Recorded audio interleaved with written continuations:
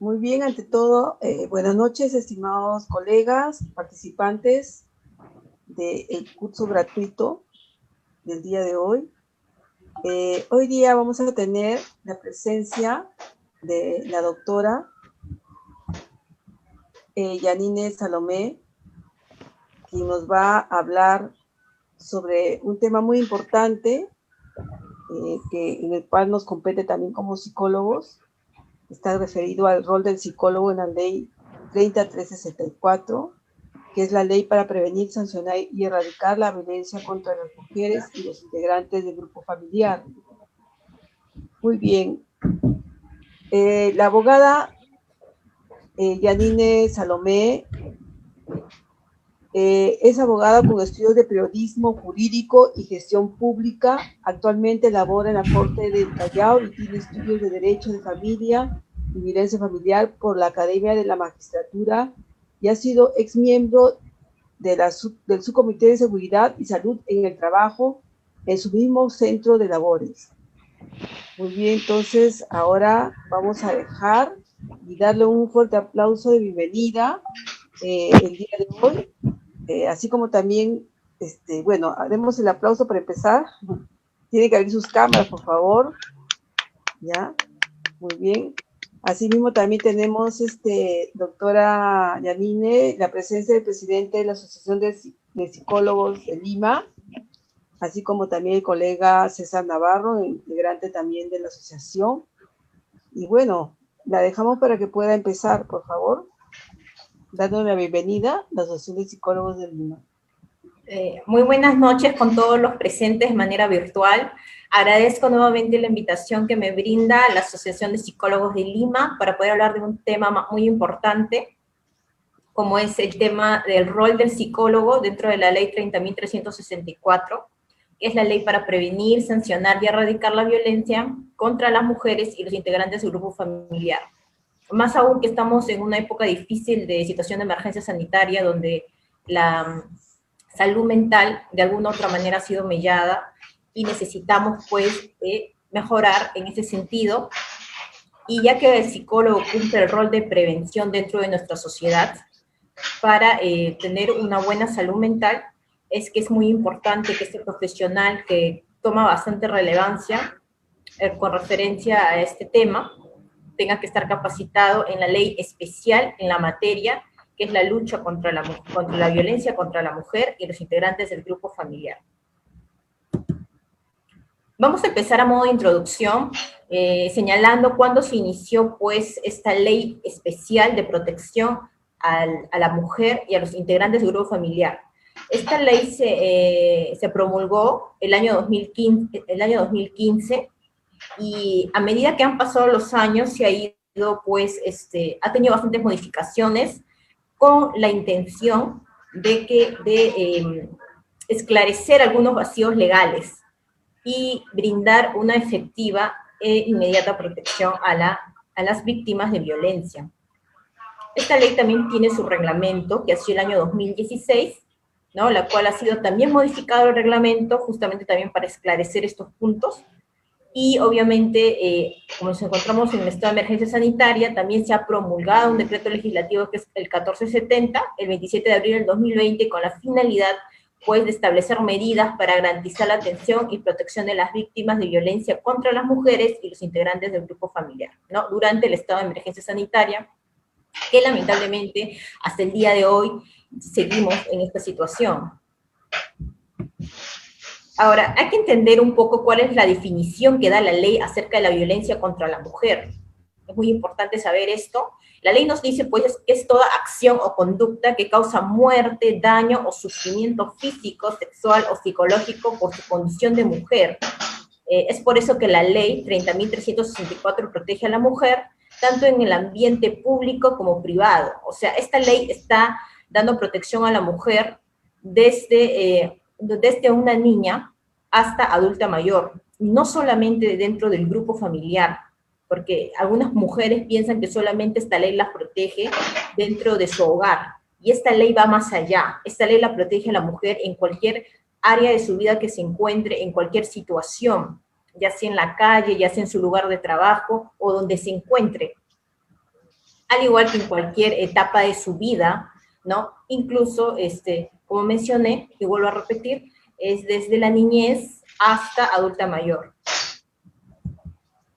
Ahora, también esta ley protege a los integrantes del grupo familiar, ¿no? ¿Y qué es violencia contra ellos? La violencia contra los integrantes del grupo familiar es toda acción o conducta que les causa muerte, daño, sufrimiento físico, sexual o psicológico, y se produce dentro de una relación de responsabilidad, dependencia, confianza o poder, ¿no? De parte de cualquier integrante del grupo familiar, ¿no? Esta ley tiene mayor protección a las niñas, a los niños, a los adolescentes y adultos mayores y personas con discapacidad, porque son los integrantes del grupo familiar que son más vulnerables, que necesitan ser protegidos, necesitan un apoyo, ¿no? Entonces, cuando hablamos de relación de responsabilidad, nos referimos pues a la responsabilidad que tienen los padres dentro del hogar, ¿no? Respecto a sus hijos, ¿no? Ellos son los que tienen la patria potestad, ¿no? Hasta que cumplan la mayoría de edad. Entonces, ellos son los responsables de brindar protección, y cuando esto no sucede, entonces es ahí cuando estos niños, porque esta ley permite pues que los niños puedan denunciar, ¿no? Cuando son víctimas de violencia. Entonces, ¿por qué podrían denunciar los niños? Porque los papás no están cumpliendo una debida responsabilidad conforme a sus hijos, ¿no? Sino más bien lo están maltratando, ya sea física, psicológicamente, y lamentablemente también sabemos que hay casos donde los padres maltratan a sus hijos sexualmente. Entonces, relación de dependencia, pues, es la relación, pues, que hay dentro de los integrantes del grupo familiar, ¿no? Que algunos integrantes dependen, pues, de otros integrantes, no solamente emocionalmente, sino también económicamente. Entonces, cuando hablamos de confianza o poder, podemos referirnos a los cónyuges, ¿no? Que son las personas, pues, que se tienen confianza dentro de la familia, por eso han decidido formar familia, valga la redundancia, y ellos, pues, son las personas que en ese ambiente de confianza, pues ellos, cuando sucede algún tipo de violencia en ese sentido, ellos son las personas pues que tienen que también denunciar estos hechos, ¿no? Ahora, es importante saber los principios rectores de esta ley, porque son la base, el fundamento que vamos a tener que recurrir cuando en la ley encontremos algún vacío legal o no sabemos cómo resolver un caso concreto, ¿no? Entonces, los principios son fundamentales, al igual que los enfoques, pero en este caso voy a tocar los 6 principios importantes de esta ley. El primero es el principio de igualdad y no discriminación, que es primordial en estos tiempos, ¿no? Que toda persona debe ser tratada con igualdad sin importar su condición y no debe ser discriminado, ya que esto no estaría vulnerando sus derechos constitucionales. 2, el principio de interés superior del niño, ¿no? Acá es muy importante este principio porque quiere decir que ante toda situación lo que debe primar es la salud física y psíquica del menor, ¿no? Debe primar su voluntad, su consentimiento del menor. Ahora, 3, el principio de la debida diligencia. Este principio es sumamente importante porque incluso ha habido jurisprudencia internacional sobre este tema, en el sentido de que cuando no se cumple una debida diligencia, los países también son sancionados a nivel internacional. La debida diligencia es, pues, que se cumplan los plazos establecidos que la ley señala con la finalidad de que haya una inmediata protección a la vida.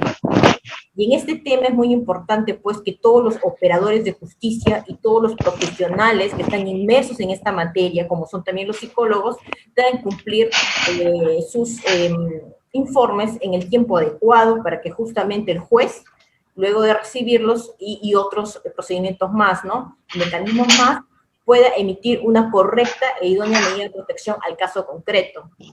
4 es el principio de atención inmediata y oportuna. Esto también es muy importante porque este principio, pues, es el que nos va a decir de que todo tiene que ser lo más pronto, porque estamos hablando de derechos fundamentales, ¿no? Que es el derecho a la vida, a la integridad física y psíquica de la persona. Para principio de sencillez y oralidad también es importante mencionarlo. ¿Por qué? Porque estamos en esta ley. No debe primar los formalismos, lo que debe primar es la inmediata protección. Por eso es en esta ley no se requiere tener un abogado para ir a denunciar. Las denuncias pueden ser verbales y pueden ser en varias instancias, no solamente en la comisaría, sino directamente también en el Poder Judicial, ¿no? En los juzgados de turno de violencia o también en las fiscalías. Entonces, vemos también que el mismo Estado, a través de sus ministerios, pues, el Ministerio de la Mujer, el SEM, también se puede recurrir de manera gratuita o el Ministerio de Justicia cuando queramos recibir asesoría sobre algún hecho de violencia que está pasando a determinada persona, totalmente gratuito, porque el Estado es el que se encarga, pues, de pagar a estos profesionales, ¿no?, que son los abogados. Ahora, el sexto principio es el principio de razonabilidad y proporcionalidad, en el cual, pues, entendemos de que todo lo que se imita, ¿no?, toda la resolución del magistrado tiene que ser, pues, de una manera proporcional, ¿no?, para determinado hecho concreto. No puede ir más allá de lo que realmente necesita ser protegida la víctima, ni mucho menos, porque eso, pues, puede afectar a futuro de que la persona pueda volver a ser maltratada por no tener una debida medida de protección. ¿Sí? Entonces, ahora pasamos a los tipos de violencia, que es muy importante conocer que son 4, básicamente los que señala la ley, que es primero la violencia física, ¿no?, que es toda acción o conducta que cause daño físico al cuerpo de la persona. Incluso podemos hablar de violencia por omisión, cuando, pues, cualquier integrante del grupo familiar, por ejemplo, si fuera el caso de un adulto mayor que vive dentro del grupo familiar, y un integrante, pues, le omite dar sus alimentos, porque como es un adulto mayor necesita, pues, un apoyo, ¿no?, para que le brinde sus alimentos, y si no le brinda los alimentos, pues esta falta de alimentos generaría, pues, un daño físico a su salud de esta persona, y por lo tanto estaríamos hablando de una violencia física también, en ese sentido. Entonces, cuando hablamos de violencia psicológica, nos referimos a toda menoscabo a la psiquis de la persona, a todo maltrato psicológico, ya sea insultos, bajar la autoestima de la persona, denigrarla, y tratar de haber un chantaje emocional, y todo eso. Entonces, esa es la violencia psicológica. Violencia sexual es toda acción que tenga una connotación sexual y no necesariamente que haya tenido un contacto físico con la víctima. También podemos hablar de hostigamiento sexual, de acoso callejero. Podemos hablar de exponer a los niños a ver material pornográfico que no está permitido para los menores. Estamos hablando de una violencia sexual a esos menores que están viendo este tipo de pornografía que no deberían ver, porque daña, pues, su correcto desarrollo emocional del menor, y en todo sentido. Entonces, cuando hablamos del cuarto tipo de violencia, estamos refiriéndonos a la violencia económica o patrimonial, que es todo menoscabo a la parte económica de la agraviada o del agraviado. ¿Por qué? Porque recordemos, pues, de que esta ley protege a la mujer en primer orden, y después a los integrantes del grupo familiar, y dentro de estos integrantes también están varones, integrantes del grupo familiar, que también pueden ser maltratados psicológica o físicamente, pero sin embargo, en estos casos no son denunciados, no hay las estadísticas que muestran que no hay muchos casos en ese sentido que denuncian, más son los casos de las mujeres.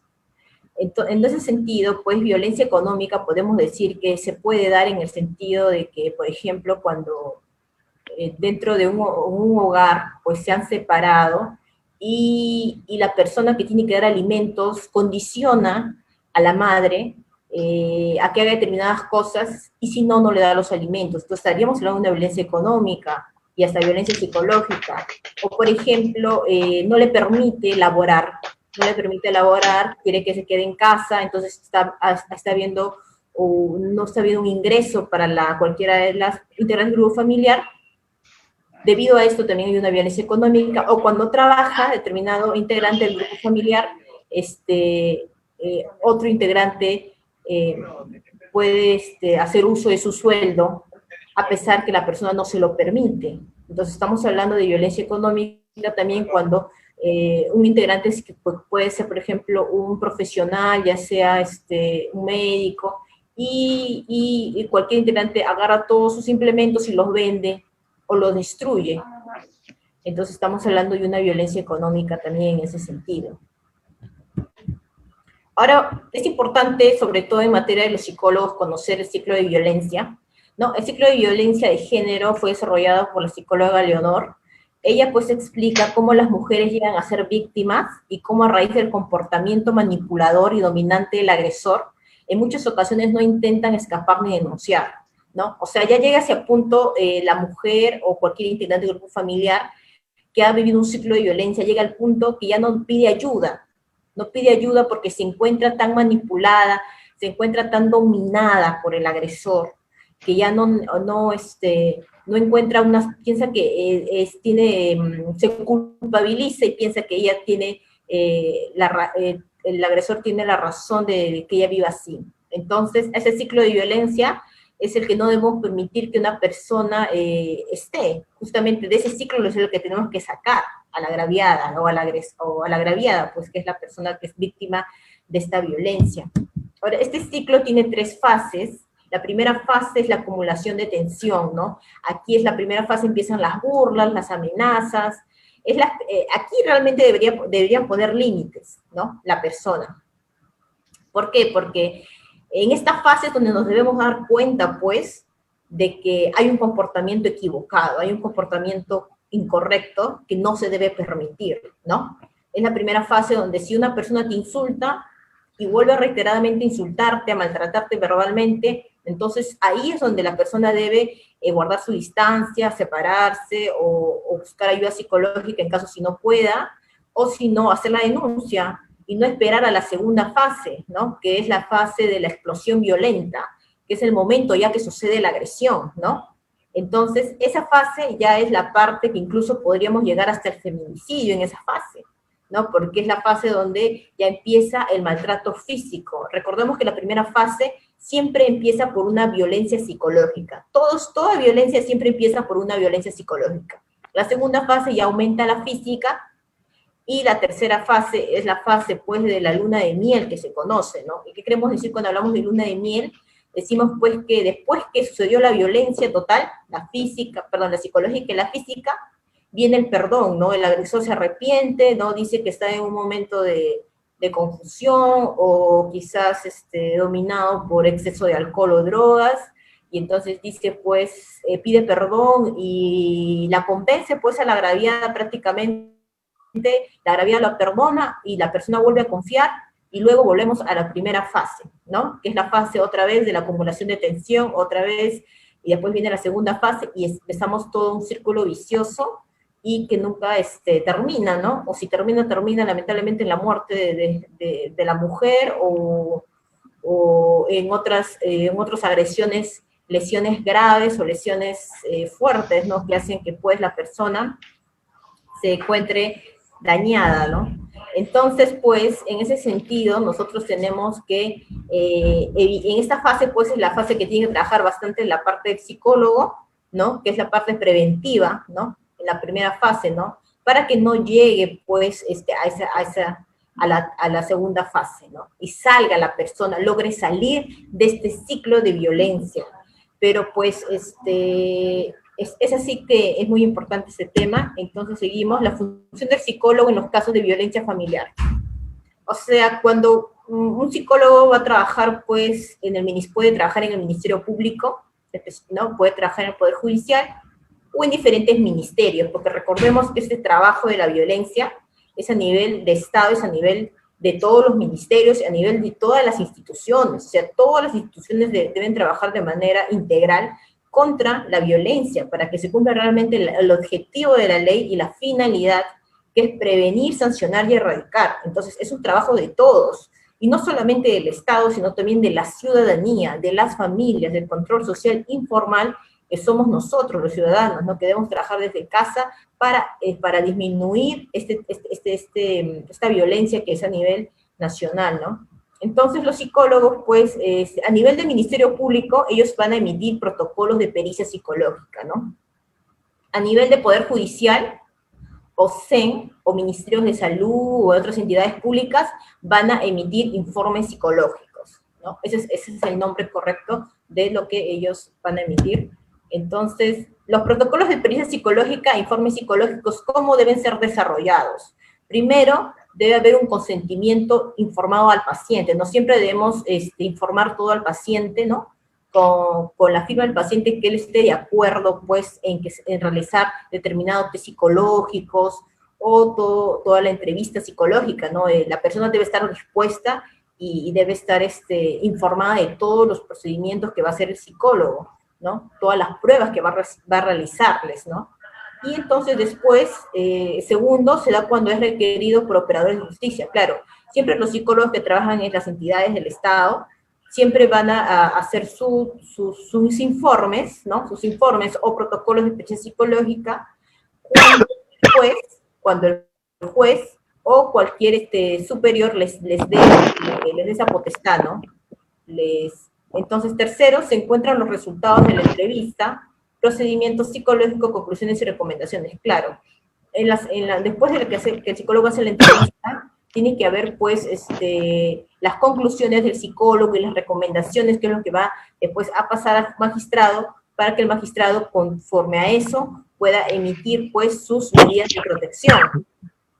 4, los informes psicológicos tienen que ser bastante claros y coherentes, pronunciándose solo por el último hecho de violencia. ¿Por qué? Porque no podemos abarcar todo desde su inicio de la persona, porque podemos después caer en error y de repente, si hay un daño emocional o psicológico, no sea por el hecho de violencia por el cual la persona está denunciando, sino sea por otros hechos de tramos emocionales de su niñez o quizás de su adolescencia, y no es realmente por el último hecho de violencia, ¿no? Por eso siempre debe enfocarse en el último hecho de violencia y siempre tratar de ser lo más sencillo, claro, en lo que es la redacción, porque hay términos de acuerdo a los profesionales, ¿no? Que a veces terminología que no conocen, pues, otros profesionales, entonces tratar de ser lo más sencillo para que sea entendible a cualquier persona. Ahora, quinto, tiene que estar habilitado obviamente los psicólogos que ingresan a trabajar a estas entidades tienen que estar habilitados por el Colegio Psicólogo del Perú, ¿no? Ahora, los psicólogos también van a tener importancia en la parte de la ejecución de la ley 3034. ¿Por qué? Porque siempre, por ejemplo, en el artículo 22 de esta ley, los jueces dictan como medida de protección, pueden dictar tratamiento reeducativo y terapéutico para la persona agresora y tratamiento psicológico para la recuperación emocional de la víctima. Entonces, como vemos, aquí, este trabajo lo realiza netamente el psicólogo, ¿no? Con las psicoterapias, y el psicólogo, si después de hacer su análisis respectivo, ve pues de que esta persona necesita terapia, necesita también un apoyo psiquiátrico, lo va a derivar al psiquiatra, ¿no? Porque el trabajo de psicología con psiquiatría va de la mano, entonces necesita pues ver de repente esta persona necesita estar medicada, ¿no? Dependiendo al grado que se encuentre su daño psíquico. Entonces, esta parte de la ejecución también está muy importante, el rol que cumple el psicólogo, porque también va a emitir informes cada cierto tiempo, cada cierto periodo que requiere el magistrado, para ver cómo está avanzando ese tratamiento por parte del agresor y la víctima, ¿no? En el caso del agresor, pues, me supongo que requiere un poco más de tiempo porque es la parte que agrede, pues, ¿no? Y en el caso de la víctima también, porque hay una disminución, menoscabo de su autoestima, que hace, pues, que la agraviada pueda volver a tener este tipo de conductas de no querer denunciar, pues, ese tipo de violencias. Entonces hay que trabajar bastante en la parte de la autoestima y la sensibilización, que debemos tener empatía en estos casos, ¿no? Y bueno, esa es la parte de la ejecución. Porque el tratamiento del psicólogo va a coincidir, pues, en la recuperación del agraviado y agresor emocionalmente. Claro, esa es la finalidad, pues, del psicólogo, ¿no? Porque el psicólogo es parte de la solución del problema, ¿no? Porque como yo mencioné anteriormente, para mí, de todas las medidas de protección que pueda dictar el magistrado, muy aparte del retiro de hogar del agresor, porque la idea es que no esté cerca, el agresor con la víctima no pueden estar cerca hasta que no haya un tratamiento psicológico. Yo creo que estas dos medidas de protección para mí son las más importantes. ¿Por qué? Porque al fin de cuentas, estas medidas son las que van a ayudar a las personas a cambiar esas actitudes para evitar futuros hechos de violencia nuevamente. Entonces, estas medidas son las más importantes, a mi parecer, y son el trabajo netamente del psicólogo. Entonces, segundo es la psicoterapia, ¿no? hay talleres y otros, o sea, la psicoterapia es importantísima porque eso es lo que va a ayudar, pues, a que realmente la persona se recupere, ¿no? Con la parte de las terapias, ¿no? Que tienen que ser a nivel de agraviado y agresor separado, y después, pues, quizás apoyo de los familiares. Tercero, la prevención de nuevos actos de violencia contra la mujer e integrantes del grupo familiar. Claro, lo que queremos llegar con estos tratamientos psicológicos es que la persona agraviada no vuelva a ser dañada por violencia psicológica, física o sexual, dependiendo del caso concreto, y en el caso del agresor, no vuelva a cometer estos hechos de violencia. Y ayudar a no volver al ciclo de violencia. Esto es lo fundamental también, ¿no? Que no se vuelva a repetir el ciclo de violencia o luna de miel, que es pues el hecho del perdón cuando se sabe que la persona sola no va a poder, que necesita un apoyo de un profesional, tanto psicólogo como psiquiatra, para que realmente deje esa conducta agresiva, ¿no?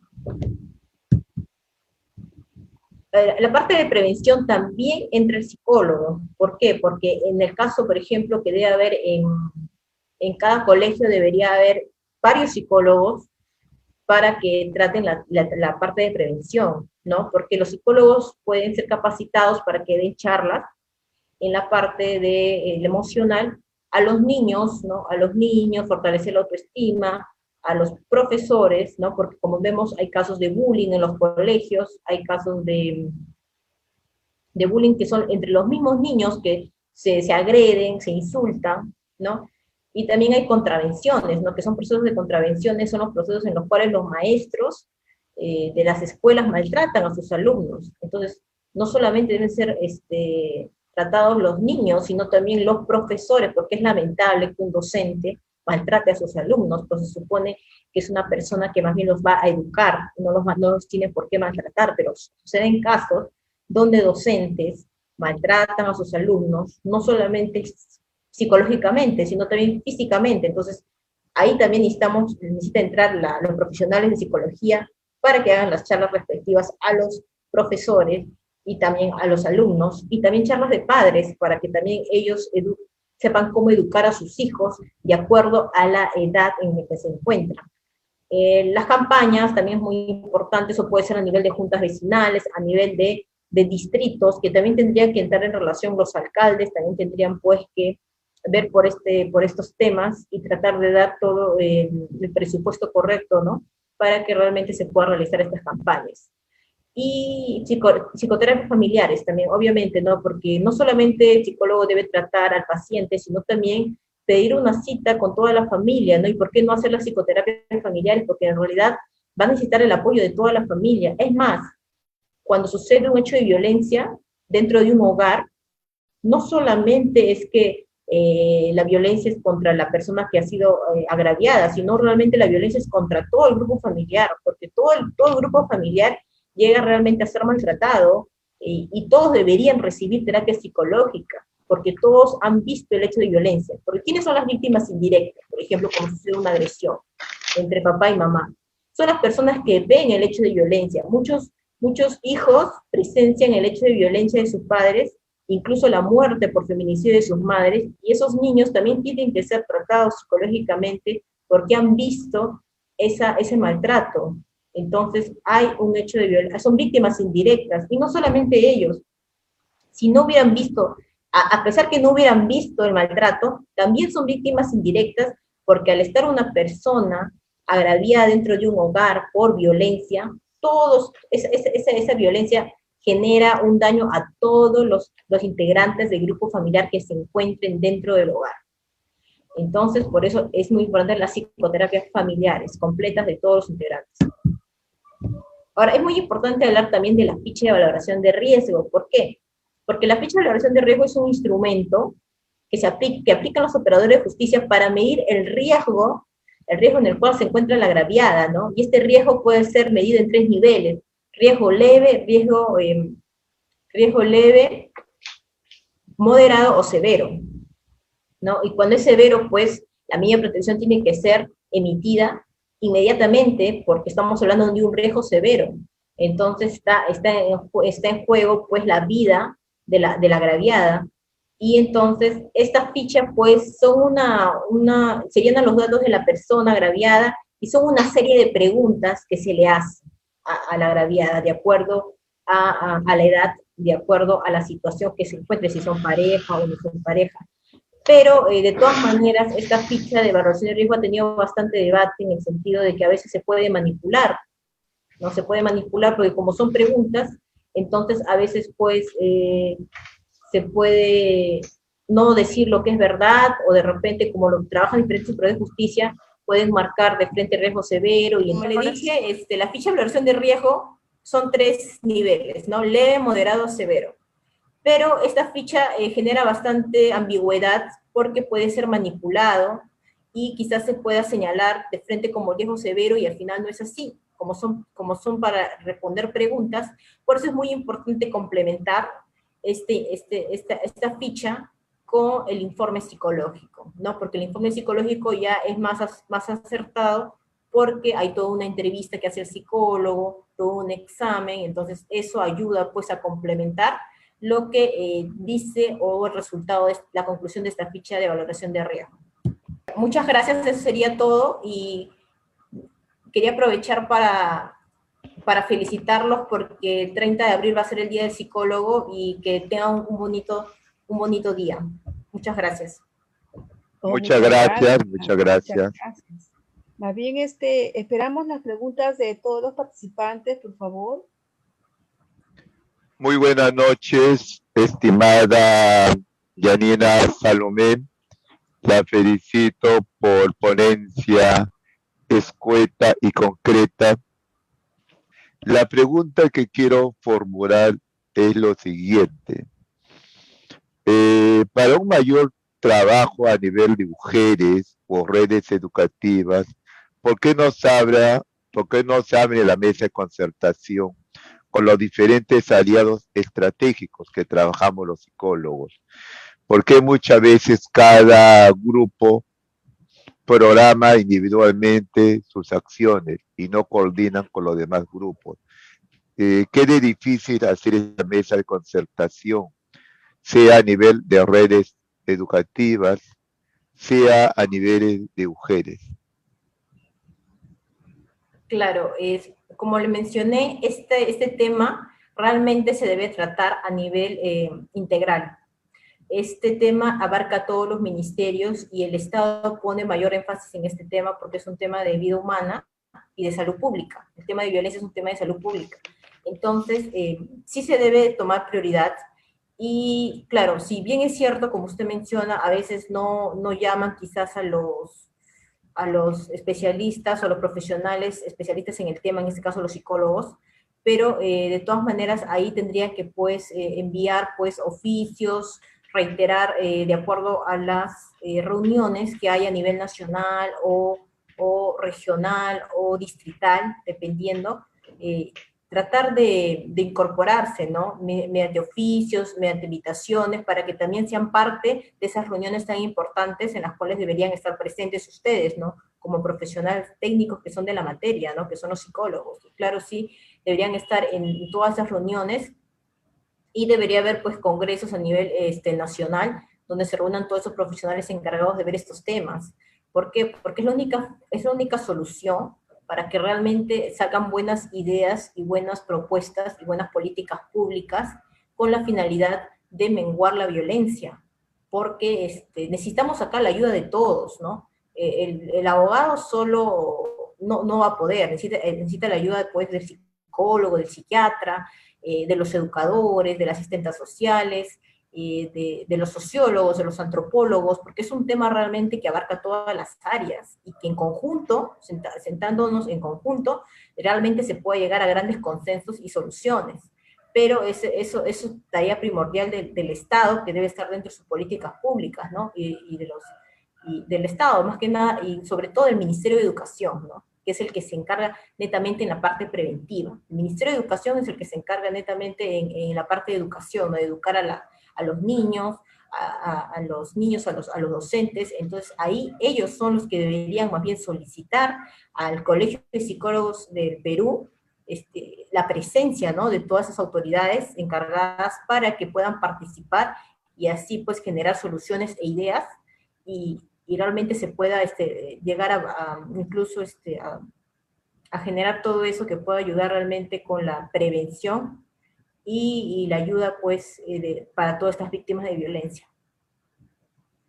Muchas gracias, estimada Yanina.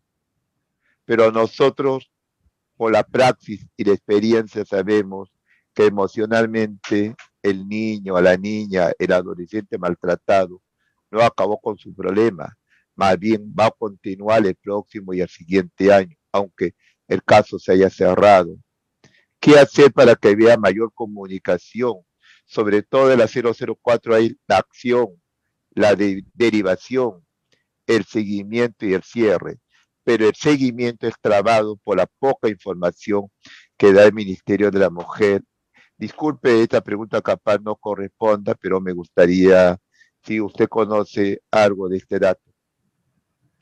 Claro, en todo lo que es, o sea, la Ministerio de la Mujer tiene su programa Aurora, que es el programa que ve todo lo que es la violencia contra la mujer y los integrantes del grupo familiar.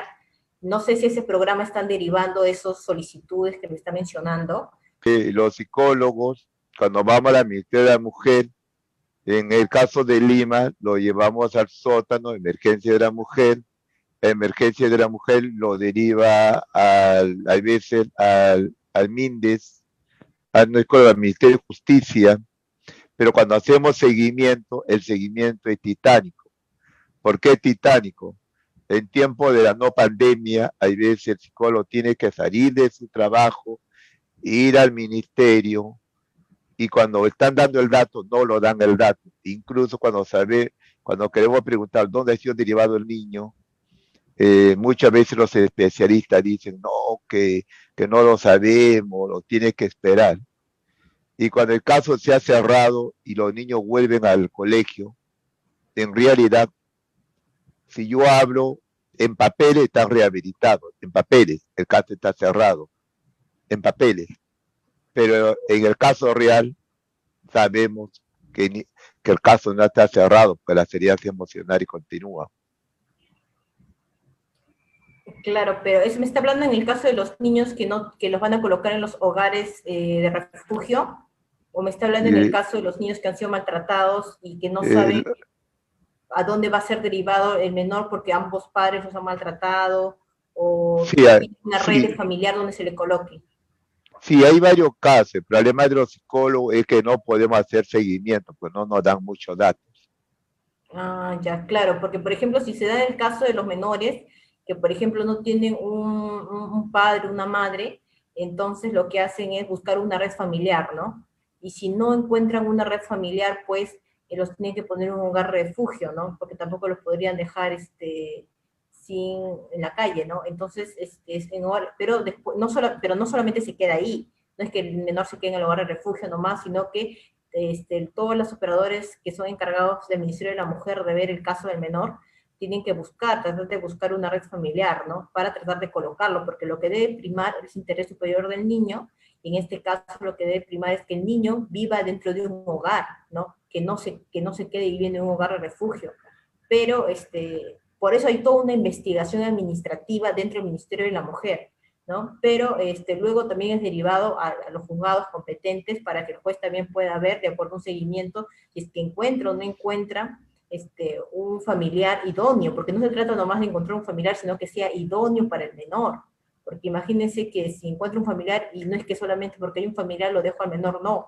Hay que ver si este familiar tiene las condiciones para que pueda acoger al menor, ¿no? Acoger al menor, y eso también tiene que ser, a la par se abre un proceso judicial que tiene todo un seguimiento y todo un proceso, y de acuerdo a eso, al final el juez es el que decide, el juez si va a seguir en un lugar de refugio o va a ir con un familiar, ¿no? Que es lo que debería primar es que vaya con un familiar, ¿no? Porque es lo mejor para un niño, ¿no?